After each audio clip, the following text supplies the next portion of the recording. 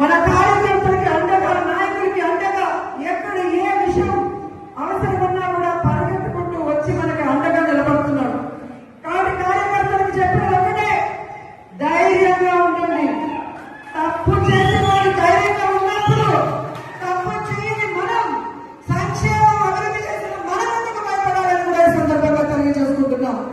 మీకు నియోజకవర్గంలో నేనున్నాను, జిల్లాలో కరుణాకర్ గారు ఎంపీ ఉన్నారు, రాష్ట్రంలో జగన్మోహన్ రెడ్డి గారు ఉన్నారని కూడా మేము అందరికీ తెలియజేసుకుంటున్నాం.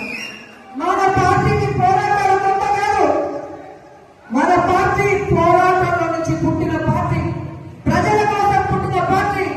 ఈ రాష్ట్రాన్ని అభివృద్ధి చేయాలి అని ఏ కలవైతే వైఎస్ఆర్ గారు కన్నారో వాటన్నింటినీ కూడా 60-70 సంవత్సరాలు ఈ ప్రజలకు అందుబాటులోకి రావాలి అని పార్టీ పెట్టి మీకోసమే ముందుకు నడిచిన జగనన్న పార్టీ, ప్రజల పార్టీ, మన పార్టీ.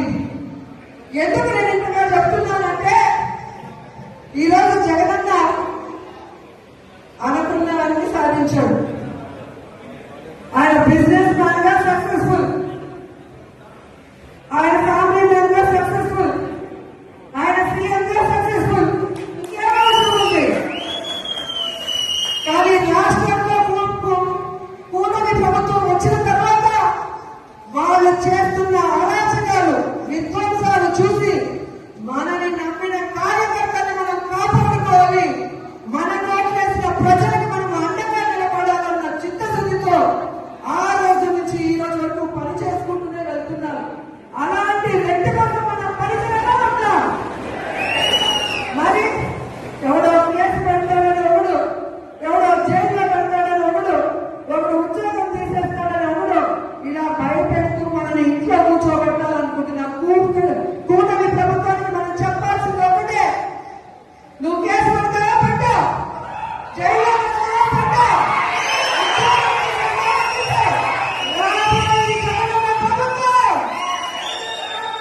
కేసులు పెట్టిన వాళ్ళకి, విధ్వంసాలు సృష్టించిన వాళ్ళకి వడ్డీతో సహా ఇచ్చేస్తాం.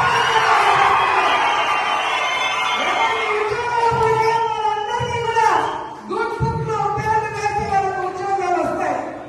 ఎవరైతే ప్రభుత్వంలో ఇబ్బంది పడ్డారో ఆ ఇబ్బందుల నుంచి వాళ్ళకి బయటపడేసి వాళ్ళకి ఫస్ట్ ప్రయారిటీ ఇస్తామని కూడా ఈ సందర్భంగా తెలియజేసుకుంటున్నాం. ఇప్పటికే జగన్మోహన్ రెడ్డి గారు ప్రకటించిన విధంగా రైతులకి అండగా రాష్ట్ర వ్యాప్తంగా మొన్ననే పోరాటం జరిగింది. రేపు ఈ విద్యుత్ బిల్లుల పెంపు మీద రాష్ట్ర వ్యాప్తంగా నియోజకాల వారీగా ఉద్యమం జరుగుతుంది. అందరూ కూడా వచ్చి ఆ ఉద్యమంలో పాల్గొనాలి అని కూడా ఈ సందర్భంగా తెలియజేసుకుంటున్నారు. అలాగే జనవరి 3వ తేదీ విద్యార్థుల కోసం ఫీజు రియంబర్స్మెంట్ కోసం జగనన్న పిలుపునిచ్చాడు. అందులో కూడా మనం అందరం పాల్గొనాలి, ఈ ప్రభుత్వానికి బుద్ధి చెప్పాలని కూడా ఈ సందర్భంగా తెలియజేసుకుంటున్నాను. ఎందుకంటే మనం సైలెంట్ గా ఉంటే పచ్చ ఛానల్లో అబద్ధాలు చెప్పడం తప్ప ఇంకోటి చేయదు. ప్రజలు ఎలా ఇబ్బంది పడుతున్నారు, విద్యార్థులు ఎలా మోసపోయారు, మహిళలు ఎలా కన్నీళ్లు పెడుతున్నారో రాష్ట్రం అంతా తెలియాలి. ఒక ఉద్యమంగా ఈ కూటమి ప్రభుత్వాన్ని ముంచేయాలని కూడా ఈ సందర్భంగా తెలియజేస్తున్నారు. ఈరోజు